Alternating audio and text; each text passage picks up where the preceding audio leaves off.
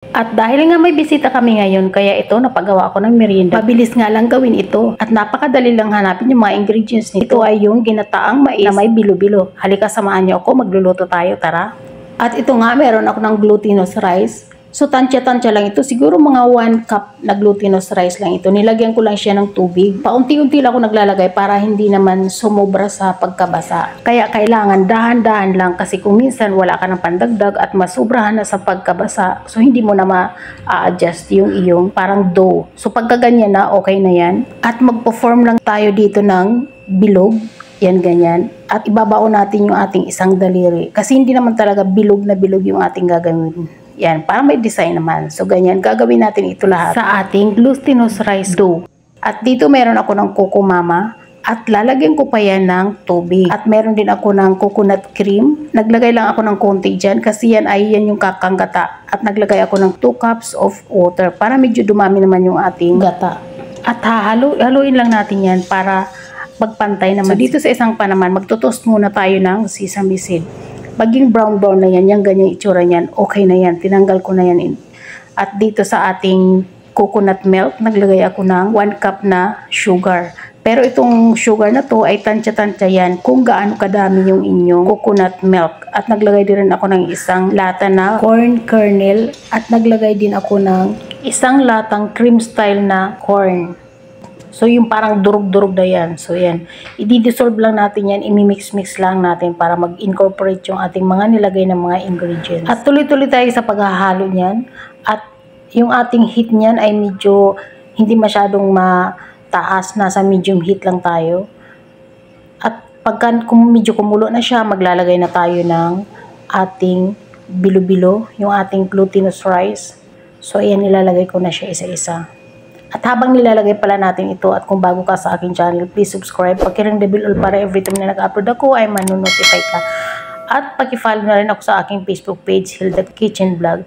At kung saan ka nanonood sa video ko na to, pag-comment mo na lang kung saan ka nanonood para mapasalamatan naman kita sa aking mga next video.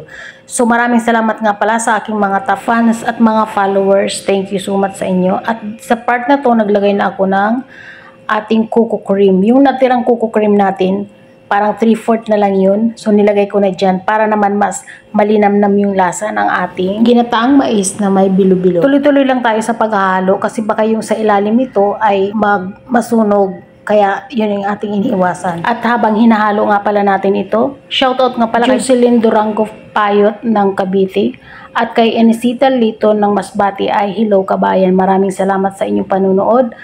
At sa mga nanonood sa aking mga video, thank you so much. At mag-comment lang kayo dyan para may shoutout kita sa aking mga next video. At tuloy-tuloy pa rin tayo sa ating paghahalo. At sa part na to, naglagay ako ng pinch of salt. Pinch lang yan, pang balance enhancer lang natin yan. At minimix ko lang din para ma-dissolve yung ating nilagay. At kailangan natin titikman kung okay na yung lasa. At last, naglagay na ako dito ng ating sago. Ito yung sinasabi ko, yung sago na hindi masyadong naluto. Pero alam ninyo, niluto ko pa rin yan dyan kaya napakasarap talaga nito. Kasi naluto pa rin yung ating sago. So, napakasarap talaga nito. Kahit yung guest namin, pinuntahan ako at tinanong ako, sabi niya, masarap yung aking meriendang inihain. Napakadali pang gawin. Kaya, kung ako sa inyo, gumawa na rin kayo. So, ayun guys, kunting halo na lang ito. At okay na ito. Pwede rin kayo ditong mag-add ng malagkit na rice. Pero ako, hindi ko na nilagyan yan. Yan lang, as is lang, yan lang ay okay na yun.